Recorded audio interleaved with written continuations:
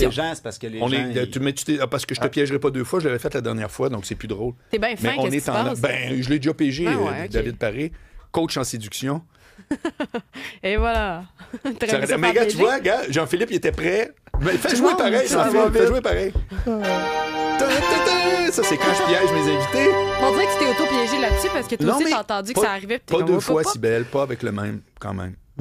Bon, bonjour, David Paré. Ça va bien? Oui. David, ça fait ta 3e visite, je pense? Oui. Et à chaque fois, c'est super intéressant. Ben oui. Discussion, les textos au 87 Cube Radio. Coach en séduction, mais là, je trouve ça intéressant. Tu t'en vas dans une autre zone qui est littéralement... puis tu répondais d'ailleurs à Cybèle. Oui, j'ai voulu rebondir là-dessus, j'ai ta minute, là. Mais alors, vas-y, je te laisse élaborer, mais c'est intéressant. Tu t'en vas vraiment plus dans le conseil quand les gens sont... Alors, on parlait de ça pendant la pause. Il y a une différence entre je suis en processus de rencontrer, donc on appelle ça du dating. J'ai une première date, idéalement une deuxième. Ah, ça arrête, voilà, je rencontre quelqu'un. Bon. Et il y a aussi quand tu es officiellement en couple. Oui. Tout ça, des fois, les gens appellent ça les relations de couple, mais c'est une erreur de lexique. Tu n'es pas en couple quand tu es en train d'avoir une deuxième date. J'invente rien. Ben non, t'inventes rien. C'est une zone. Maintenant, il y a la zone où ce qu'officiellement, ou à peu près, on est ensemble, on est matchés, et c'est de ça que tu vas parler.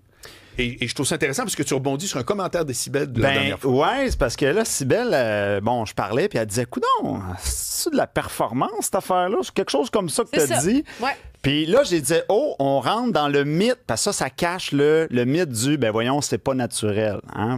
Tout doit couler tout seul. Fait que là, j'ai sorti une liste d'arguments de non, là, parce que, tu sais, comme par exemple, ton chum veut faire un événement, puis là, toi, ça te tente pas, mais pour lui, c'est important. Fait que tu vas comme, je vais y aller. T'es déjà en performance. T'sais. Toi, t'avais la barre là, ça te tentait pas. Tu donnes le petit effort de plus, c'est une petite performance. Non, mais ça me semble c'est pas le bon mot. Me semble, je vois pas de performance. Performance, c'est quelque chose que tu mesures qui est plus que la norme. C'est pas le bon mot, mais c'est juste pour dire aux gens, je rebondis là-dessus, je trouvais que ça cachait un peu, là, non, c'est pas naturel, mais on fait plein d'affaires dans la vie que le naturel s'est arrêté. Moi, je serais resté en jogging, ça me tentait pas, mais là, je mets le petit... Dans le fond, c'est de dire, oui, un petit effort de plus à mettre. Ouais, je te suis. Dès qu'on veut mettre, dès qu'on veut créer de l'impact ou de l'attirance, on fait déjà plein d'affaires pour justement se faire plus apprécier ou tout ça. Fait que c'est un peu ça que je voulais t'amener. Puis là, j'avais noté des exemples. Là, se retenir de blesser dans une dispute alors qu'on aurait voulu peut-être dire des choses. Te lever pour soutenir l'autre à un rendez-vous, un moment important. Donc, c'est comme performer la présence dans l'effort. Tenir un cadre quand l'autre perd pied. Ça veut dire quoi, ça? Ça veut dire que si l'autre a de la difficulté à gérer une situation, il est complètement dépassé, toi, tu prends ça en charge, tu l'aides alors que peut-être que toi aussi, tu étais noyé par une situation. Je comprends. Fait que c'était juste d'amener le point que, dans le fond, on fait déjà plein d'affaires que des fois, ça nous tente pas, puis qu'on fait, Mais en même temps, tu mêles 2 zones, là. Tu mêles la zone de... T'es une première date, puis t'es en train de, entre guillemets, là, je peux comprendre ton terme performer. C'est-à-dire, tu vas on le fait tout le temps. Je crois, on le fait en couple aussi. Mais non, mais je suis bien d'accord. Oui, mais je te dis qu'elle, elle parlait vraiment dans le cas d'une première, une deuxième rencontre au début. Là. Mais moi, c'est parce que quand j'ai dit performance aussi, c'est parce que je l'ai répété un petit peu plus tôt, puis toi, c'est ce que tu m'as entendu hier dans la chronique, c'est ça? Non, c'était quand j'étais ici, là, la dernière fois. OK. Parce que j'ai reparlé de ce que tu allais dire, puis je mentionnais que la performance, moi, j'associe ça beaucoup à surtout les ébats sexuels, je pense. Dans le sens où il y avait ce côté-là, performance, qui revient surtout de la part des hommes, où là, il y a comme sont en démonstration de leurs aptitudes. Et ce que j'avais entendu, c'était qu'il fallait enlever ça pour enlever une pression. Entre autres, mais ça, c'est une autre chose alors que tu n'as pas entendu. Ouais. Mais moi, performance, pour moi, ça me sonnait comme quasiment un voyant rouge. Mais c'est autrement, parce que là, ce que tu viens d'expliquer, je suis d'accord avec ça. C'est de faire l'effort. Fallait s'entendre sur la définition du mot. Oui, mais c'est important. C'est archi important. C'est parce que, exact, Marc, puis c'est parce que les gens, ils tombent dans un mécanisme de défense. Là, je veux pas apprendre ça, je serai plus moi-même. Ouais, mais c'est faux. Oui, c'est faux. C'est comme dire, je reprends tout le temps les mêmes exemples. Qui est offusqué d'avoir quelqu'un qui l'aide à rédiger son CV? En quoi c'est de la manipulation d'employeur? C'est exactement ça. Pas de farce. Puis moi, je connais plein de comédiens qui me disent je suis pas bon en audition. Des excellents comédiens sont pas. Pourquoi? Parce que sont nerveux, c'est un contexte, il y a une table, il y a 3 personnes, je veux dire. Tu comprends? C'est complètement. Ouais. Mais ça veut-tu dire écoute, tu sais quoi? Toi, c'est plate, t'auras jamais de job. Parce que t'es pas bon en audition. Exact. J'ai 2-3 trucs pour toi, par contre. Parce que je le sais que t'es très bon comédien. C'est que je vais te donner 2-3 trucs qui font que peut-être tu vas avoir les rôles au lieu de jamais les avoir. Qui s'offuse de ça? Exactement. C'est une blague. C'est ça. Fait que... Parce qu'il y en a du monde naturel qui s'appelle les témoins de Jéhovah. Mais quand ils viennent, t'ouvres pas la porte. Ils sont tout le temps naturels, eux autres. C'est drôle, ils restent tout le temps dehors. Bon, c'est sûr. On les laisse sur le bord de la porte. Pour vrai, c'est pas drôle, pauvres eux autres. Mais quand même, faut être performant en couple. Ça veut dire qu'il faut faire des efforts. Faut se forcer, donc, à faire certaines choses puis enlever le mythe du naturel qui vient normalement quand tu rencontres ta personne et que là, tout devrait couler sans jamais changer nos comportements. Il y a constamment de l'adaptation. Les hommes et les femmes, on est tellement différents. Fait que c'est pas vrai que tout coule toujours tout seul. Là. Il y a des ajustements, il y a des compromis, Fait qu'on le fait déjà. Fait que pourquoi... Tu comprends-tu? C'était juste ce point-là que je voulais amener. Mais là, je pense qu'on se comprend. Oui, absolument. Ah non, on est prêt pour le vif du sujet, mais vas-y, on t'écoute. Non, mais on t'écoute toi, en fait, parce que je retournais dans ce qu'on disait, puis tu disais que tu voulais nous présenter des exemples réels où les humains doivent performer. Puis c'est surtout que tu dis que performer est une nécessité. Fait que tu nous coaches-tu là-dessus aujourd'hui? Accueillir sa famille ou ses amis avec chaleur quand t'es crevé.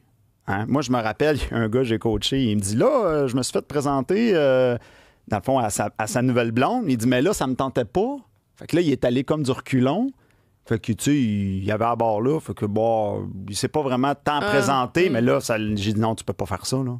Quand t'arrives dans la famille, il faut que tu te donnes, là, plus que jamais. Fait que c'est encore une notion de performance. Puis même là, il y a des habiletés. Ben oui. Pour vrai.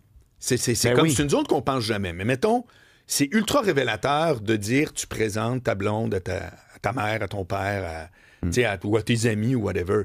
Mais toi, quand t'es la personne qui se fait présenter, là, OK, t'es comme le nouveau là, dans ce cercle-là. Il y en a qui sont juste pas habiles, je peux pas leur reprocher, mais qui font en sorte que ça se peut que ton espèce de future belle-mère fasse « Il est ordinaire, ton chum. » Parce que tu comprends? Oui. C'est que même, dans le fond, qu'on donne des trucs ou pas, juste que tout le monde comprenne que c'est pas de la malhonnêteté de s'améliorer dans des zones où on n'est pas à l'aise. Ce n'est que ça, mon point. C'est ça que ce que tu racontes me fait penser. Ouais. T'as le droit, parce que j'entends ça trop souvent, puis de gars ou de filles, comme quoi, à partir du moment où il y a des trucs d'impliqués, ça veut dire que c'est de la malhonnêteté. Il reste naturel. Mais qu'est-ce que tu dis aux gars qui pognent jamais? Reste naturel? Oui. Continue, gros loser. Puis, c'est ça. Oui, mais je sais, je comprends. Un exemple parfait, c'est la femme qui est dans la salle de bain puis qui se taponne les cheveux pendant une demi-heure puis qu'elle se met belle. Elle fait quoi? Elle travaille sur elle pour faire plus d'impact. Elle s'habille pas au hasard. Elle se dit tantôt, quand je vais sortir avec des chums de filles, je veux pas avoir de l'air de ci, je veux pas avoir de l'air de ça, je vais être belle, donc je fais ma meilleure version de moi-même. Voilà. C'est tout sauf naturel, là. Tout sauf naturel. Le spray là, qu'on se met dans les cheveux, il n'y a rien de naturel chimique, là-dedans. Ça pogne en feu. Fait que ça, c'est un bel exemple. T'sais, c'est un bel exemple de on fait déjà un paquet d'actions, mais on le dit pas. Faut pas le dire. Et ça, c'est un exemple parfait. Là, je comprends. Parce que le naturel, ça a arrêté. Non. T'étais en jogging, là, 2 minutes. Là. T'avais les cheveux tout éméchés. T'es supposé sortir comme ça. Là. Mais ça, en même temps, c'est parce que pour moi, c'est l'évidence aussi de la vie au quotidien. Oui, mais c'est la vie d'essayer d'être mieux. Non, mais c'est parce que non, mais je comprends. C'est impossible pour moi. Le monde, les gens ne sortent pas de chez eux aussi tout le temps. Il y a beaucoup de gens qui pensent à ça dans leur vie quotidienne sans être en couple nécessairement aussi. Dans le sens, pour moi, c'est une évidence. C'est une évidence, mais c'est du branding personnel. Oui. C'est pas naturel. Fait que dès que t'es d'accord avec ça, t'ouvres la boîte de Pandore, qu'il y a plein de choses à faire puis qu'il y a plein de choses à s'adapter. Mais je sais où la limite. Oui. Mais la limite, je le sais où, David. Vas-y, on t'écoute. La limite, c'est mensonge. C'est ça, la limite. Oui, c'est que les gens pensent que s'il y a un truc pour améliorer ta façon de te présenter, si tu dis à quelqu'un, moi, combien de fois dans le temps, les gars me disaient, qu'est-ce que je vais dire? Tu vas rien dire. Tu vas écouter. L'important, c'est pas d'être intéressant, c'est d'être intéressé. C'est facile, hein? Ce n'est que ça. Oui, il y a encore. Oui. Mais, ça résume tout. Ça fait que là, le gars, il est comme tout... Où je viens de lui dire qu'on dit des menteries, il dit que t'es astronaute. Je viens de dire, une meilleure écoute. OK, mais mettons qu'on ramène ça... Mais c'est un vrai truc pour quelqu'un qui est pas bon là-dedans. C'est vrai. Poser des questions. Moi aussi, c'est ça le truc que je donne à mes amis, du haut de mes expériences de 20 ans de dating. Vraiment de blague. Mais dans le sens, poser des questions autant dans les relations de travail qu'ailleurs, je trouve que c'est une bonne manière d'aborder. Mais si, mettons, là, tu nous donnes des trucs pour les gens qui veulent s'embarquer dans des relations qui ne sont pas déjà dans une relation. C'est coach en séduction. Je sais, mais lui, oui. Mais tantôt, il faisait juste répondre, il fait des trucs. Mais dans la vraie vie, il est dans une zone qui s'appelle, ce que moi, je suis appelé la zone de rencontre. C'est ça. Fait la performance quand tu rencontres quelqu'un pour la première fois ou quel truc tu donnes à une personne dans les 2-3 premières dates. Attends un peu, je vais être plus précis que ça, même. Quelqu'un de gêné. C'est un peu le sujet aujourd'hui. Qu'est-ce que tu dis à quelqu'un qui dit « Je suis gêné, les filles, je sais pas par quel bout de prendre ça. » Il y en a plein. C'est quoi la première affaire que tu peux dire à quelqu'un? Il y en a plein qui nous écoutent. Ils sont gênés, c'est pas une tare héréditaire, c'est pas un défaut. Ils sont réservés, ils sont pas le genre à faire le spectacle, c'est pas eux autres qui vont l'idée. Quand t'as quelqu'un qui vient te voir en disant « Je suis tanné, il se passe rien que les filles, je suis quelqu'un de gêné. » Grosso modo, c'est quoi les différentes affaires que tu peux dire à ce gars-là? Ben, une des raisons pour laquelle une personne va être gênée, c'est la peur du jugement de l'autre et la peur de perdre. Donc, le résultat, là, il regarde le résultat. Il regarde le résultat et il va y avoir un mauvais discours mental. Donc, comment qu'il se parle dans sa tête. OK. Fait que tout notre monde intérieur, comment qu'on se parle dans notre tête, va influencer énormément nos agissements, puis ça va transpirer aussi dans nos mots. J'ai pas besoin de chercher loin. Là. Hier, je coachais un policier, un beau bonhomme, là, 31 ans. Oui. Puis lui, il me dit, ben moi, là, j'ai hâte là, de rencontrer. Je me sens en retard. J'ai dit, en retard de quoi? T'as 31 ans, t'es beau bonhomme, t'as l'air de sortir du film de Top Gun. Là. Mais il me dit, oui, mais mes amis ont des enfants. Fait que moi, je veux une famille. Fait que là, je me sens en retard. Sauf que là, ça, il laisse transpirer à la fille que, tu sais, j'ai hâte. Donc là, il échoue une règle de base qui est ne pas avoir l'air en besoin. Fait que là, la fille, tu sais, il fait moins d'impact. Ça, c'est un bel exemple. C'est un bel exemple de discours intérieur. Oui, mais le gars, il a tout pour lui. Là, tout. Là. Ouais. Il a le compte en banque aussi. Fait que là, j'y ai dit, man, t'es mort de rire, là. Toi, t'as le vent dans le dos, là. Ça va bien, tes affaires. Il dit, mais je suis en retard. Je dis, oui, mais moi, j'ai des gars de 55 ans là, qui viennent ici, là. Des femmes aussi, des fois. Fait que lui, il est 20 ans de plus de retard que toi, là. Ouais, vu de même. Ouais, parce que vite, tu me dis ça, puis moi, on dirait que j'ai l'impression que je me retrouverais devant quelqu'un d'insécure directement. Là. Puis que ça se sentirait, parce que s'il est beau, il a la job, il a l'argent, puis qu'il est devant une femme et qu'il est insécure, pour moi, c'est allô les voyants. Là. Mais il y a une certaine confiance. Je le vois quand je travaille avec lui. Il est confiant, mais il part pas de zéro. Il est déjà bien, mais il y a ce parasite-là mental qui l'affectait. C'est un exemple. Ça, c'est un exemple de mauvais discours mental. Ouais. Mais le gars timide, c'est juste que c'est pire. C'est juste qu'il y a plus encore de suppositions. La fille va penser ci, va penser ça. Il y a plus de suppositions, puis souvent qui va venir d'une mauvaise compréhension de ces dynamiques-là. C'est ça la réponse. Ouais. C'est intéressant parce que, dans le fond, si je peux me permettre, tu parles dans le fond de la question des enjeux. Ouais. Et si tu t'en vas sur une première date puis que tu as des enjeux, c'est-à-dire soit je suis pressé ou qu'est-ce qu'elle pense de moi ou whatever, ces enjeux-là, tu es en train de dire que ça te cause une mauvaise prédisposition. Fait que là, tu es déjà un peu dans une mauvaise zone. C'est d'enlever les enjeux, si je comprends bien. C'est de faire, hey, ça s'appelle, tu t'en vas rencontrer quelqu'un. Ouais. Au pire, ciao, bye. Au mieux, qu'allons ça. Exactement. Mais si tu gardes des enjeux... Oui. Fait que ça, c'est la base. C'est les premières affaires à travailler. C'est vraiment tous les parasites, l'autosabotage, puis tout ça. Puis ça, c'est indépendamment qu'on soit un homme, une femme, parce que les femmes aussi, ils ont des... Les femmes, ce qu'on entend beaucoup, c'est qu'est-ce que ça me sert de faire un certain effort, travailler sur moi? De toute façon, j'y crois pas qu'un gars qui a du bon sens existe. Arrête donc, toi. Il y a beaucoup de jetage d'éponge chez les femmes. Voyons donc, c'est vrai, si bien? T'entends-tu ça souvent dans ton milieu? La réponse plate à ça, là, c'est que je m'entoure pas de gens qui ont des pensées comme ça. Ah, OK. Les femmes sont... Je suis désolée, là, mais moi, je trouve ça bien trop cynique de penser de même, puis les gens cyniques, c'est pas mes amis. Écoute, moi, je me rappelle, j'ai fait une conférence il y a quelques semaines, j'avais 90 personnes devant moi, j'avais 80 femmes, 10 hommes. Puis je peux te le dire, là... Tout découragé. Je te crois sur parole. Les femmes... J'ai déjà entendu ça, là. C'est ça. En général, si je prends 50 femmes, 50 hommes dans une salle, puis je ferais un micro, là, qui est le plus blasé? Les femmes sont plus tannées. C'est intéressant. Les femmes sont plus tannées que les gars. Ils sont plus au bout du rouleau. Parce que, OK. Plus d'usure. Mais j'ai une théorie. C'est ça que je veux dire. Est-ce que c'est parce que... Est-ce que de ce que tu vois, en même temps, c'est peut-être que ça marche pas, le calcul, mais est-ce que c'est parce que les femmes datent plus un nombre plus élevé et donc peut-être qu'elles sont déçues plus souvent? Penses-tu à ça? Parce que, mettons, dans mon entourage rapproché, bien qu'elles ne soient pas cyniques, j'ai des amis qui ont eu du volume et que ça marche jamais.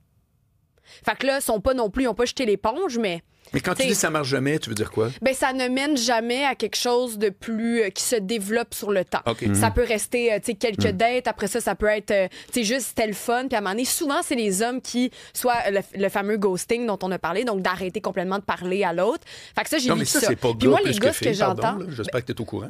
Je te crois, c'est juste que moi, mon entourage rapproché qui me parle de leur phénomène de dating, c'est des femmes. Par contre, ce sont des femmes, mais de l'autre côté, les gars, moi, ce qu'ils me disent, puis peut-être qu'on pourra en reparler, c'est j'arrive pas à rencontrer. J'arrive pas à sortir de l'application, puis même quand je suis sur l'application, je sors pas de là. Fait que comment, tu sais, après ça, moi, j'aimerais ça peut-être t'entendre si c'est quoi que tu suggères, là? Parce qu'en dehors de chercher un coach, je comprends, mais t'sais, est-ce que tu vas dans des nouveaux milieux? Tu t'inscris-tu à des activités sportives? Est-ce que tu changes d'amis? Qu'est-ce que tu fais? Moi, c'est ça la question que les gars me posent, puis je sais pas quoi leur dire. Fait qu'il y a 2 choses là-dedans. Ben, la première chose, c'est que même si on mettait au monde un bébé homme, un bébé femme, puis on les isolait, puis on leur faisait vivre les mêmes choses en même temps, puis une date en même temps, puis qu'ils voyaient le même nombre de gens, je pense qu'une femme serait encore plus blasée. Je vais te le dire pourquoi, parce que les femmes ont, par défaut, biologiquement, ils ont une meilleure sensibilité aux subtilités de communication. Ils voient plus de sous-niveaux. Donc, ils vont remarquer plus de petits détails. Donc, automatiquement, il y a plus de petits détails qui vont les tanner. Un petit détail que pour un gars, il dit ça, je m'en fous. Exemple, la fille me dit salut, ça va, ça me dérange pas. Un gars qui écrit salut, ça va, S-A-V-A, la fille, ça lui dérange. C'est un exemple de détail où, le ton qu'il a utilisé dans sa voix, je trouvais pas qu'il m'écoutait vraiment. Les filles voient plus de sous-niveau de communication, fait qu'ils soulignent plus d'erreurs. C'est pas bête, ça. C'est très intéressant, d'ailleurs. C'est tellement vrai en plus. Ouais, je pense. Ouais. C'est vrai que mais c'est ce que pour moi, ça, le fait de mal écrire, c'est un manque d'attention. C'est un manque de raffinement aussi sur comment tu veux te présenter à l'autre. Alors, comme tu dis, je le remarque de cette Justine a une manière-là. question, imagine. Oui. Justine est Tu sais, moi, il n'y a sûrement pas de bonne réponse à cette question-là, mais qu'est-ce que Cybèle, elle me dit, ça me fait un peu penser à qu'est-ce que moi et Marc, on se parlait un moment donné. J'ai un peu l'impression que des fois, on dirait qu'il y a plus de choix de filles que de choix de gars. Comme s'il y a... Mais là, je veux pas... pas que les hommes sont moins bons, mais je sais pas si tu te rappelles, Marc, on se parlait de ça. Oui, que absolument. c'est comme si, on dirait que je regarde autour de moi, puis... Ben, peut-être que je suis biaisée, là, mais comme s'il y a vraiment plus de choix de bonnes filles à dater que de gars. Comme, par exemple, moi, j'ai une amie qui est bisexuelle, puis elle allait sur les applications de rencontres, puis elle me disait « Hey, c'est fou comment le choix de filles est tellement mieux que le choix de gars. » Il y en a comme 1 sur 10 qui lui plaît, alors que les filles, c'est comme beaucoup plus de meilleures candidatures. Mais tu sais, c'est pas scientifique, là, mon affaire, mais c'est un peu l'impression que j'ai. Ce signal-là, je le reçois beaucoup, moi. Ben, une des explications à ça, c'est tout ce qu'on parle en ce moment ensemble, on est sur le terrain des femmes. On est dans un monde de femmes. Je m'explique. C'est tout ce qui est intangible. On parle de quoi en ce moment? Émotion. Relationnel. Émotion, amour, séduction, etc. On peut pas toucher l'amour. On peut pas.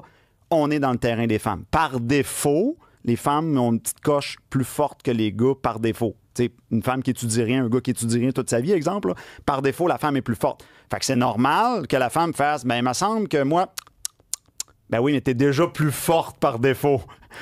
C'est vrai. Parce que si on recule... Juste l'écoute. L'écoute, ça. c'est pas une affaire de gars.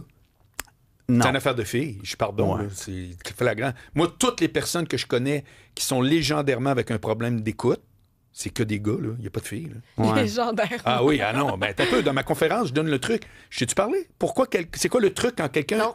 Quand tu veux avoir l'attention de quelqu'un qui t'écoute pas, OK? Voici le truc. D'abord, pourquoi quelqu'un t'écoute pas? Pourquoi quelqu'un te coupe tout le temps, ramène ça à lui? T'attribues ça à quoi, selon toi? Parce que peut-être lui a fait un manque d'écoute dans son quotidien. Ou, je dirais que c'est ça le truc principal. Toi, ou David? t'es pas intéressant. D'après toi, pourquoi quelqu'un manque d'écoute réellement? Là? Il est tout le temps, c'est lui qui parle. Puis quand tu commences, il te ramène ça à lui, puis tout ça. C'est quoi la base de ce réflexe-là, de ce comportement-là? Il est trop focusé sur son idée, puis il a trop hâte de dire ce qu'il a à dire, puis il a pas assez souffert de comprendre la conséquence de ne pas écouter. Oui, si on veut, là, tu vas loin. Mais la coche juste avant ça, là, Ouais. c'est quelqu'un qui, contrairement à ce qu'on pense, a toujours besoin d'être validé. C'est pas quelqu'un d'overconfiant, c'est l'exact contraire. Donc, si tu as toujours besoin d'être validé, tu penses qu'il faut tout le temps que tu sois en train de prouver quoi que ce soit. Toi, tu connais ça, telle affaire. Or, le truc, je vous le donne, puis parce que tout le monde qui m'écoute, il y a des gens dans votre univers qui font comme « Hey, tabarouette, Paul m'écoute jamais. » ou là, que vous soyez en couple célibataire, jeune vieux. Le truc, c'est le suivant. Mettons que Cybèle, Tu m'écoutes jamais, OK? C'est toujours juste toi qui as le plancher. Je commence en disant, Cybèle, il faut que je te parle, puis ça va prendre 5 minutes, mais j'ai vraiment besoin de ton avis. Ah, là, je me sens importante. Ben là, comprends-tu? Marc a besoin de mon avis. Tu vas bien. Puis aussitôt que tu vas me couper, hey, j'ai pas fini. Comme ça, comme une tape sur un nez de Doberman. Là. Hey! Je veux savoir ce que t'en penses. Écoute-moi. Il va t'écouter, là, genre 20 minutes. Parce que tu viens de dire ton avis. Tu comprends? C'est cave, hein? Mais c'est comme ça. Puis je vous le jure, ça marche. Ben, je vais l'utiliser. Moi, des fois, je faisais juste arrêter de parler vraiment longtemps. Puis je faisais plus du tout une écoute active. Puis même Oui, là, mais des c'est fois... ça qui est poche. C'est que tu deviens genre juste, tu décroches. Mais moi, dans ma tête, Moi, c'est là, pas ça le encore truc. là, c'est peut-être très féminin, mais je suis dans le sous-texte un peu. Je me dis, c'est sûr qu'il va se rendre compte que là, depuis tantôt, je suis inanimée. Là. Ouais, mais non. Hey, T'en veux-tu une bonne à propos de ça? certain. Là, quelques années, je suis allé dans un bar, puis j'ai parlé à un gars à côté de moi, puis le gars, il s'est même parlé de pêche tout le long. Puis là, je me suis dit, OK, là, je suis en train de vivre ce que les femmes vivent. Voilà. Puis là, je vais le pousser jusqu'au bout, on va voir ce qui va se passer. Le J'aime gars, ça. la seule information qu'il a su de moi ce soir-là, c'est mon prénom, David. Oui. Puis à la fin, il me dit, t'es vraiment sympathique. Exactement. Puis Wow, c'est ça t'as que, tellement voulait, dit ça ce que je t'ai souvent. dit plein de fois. Il voulait me reparler, puis moi, j'étais comme, dude, Man, t'as juste écouté. c'est T'es rien, là. T'es le roi du... Non. Ah, pendant 2 heures de Oui. temps, la Oui. pêche, la pêche, Oui. la pêche, la Hey, pêche. c'est bon. OK. Je l'ai compté ici, David. Ouais, c'est ça. Il y a un lunch avec un gars, pendant tout le lunch, je pense que j'ai dit 4 phrases, puis à la fin, il me serre la main, puis je suis tellement content de t'avoir vu, j'ai hâte qu'on se Mais il y revoie. a des gars qui peuvent vivre ça. Moi, j'ai entendu une anecdote l'autre fois. Un ami me racontait, il me disait qu'il était en date. Puis, tu sais, il y a eu une relation prolongée avec la fille. Puis, il me dit, la fille, elle me disait souvent, hey, c'est tellement le fun d'avoir des conversations avec toi. Tu sais, j'aime ça quand on parle et tout. Mais elle amenait jamais de l'eau au moulin. Elle était plutôt comme à l'écoute. Ouais. Puis c'est pas parce que...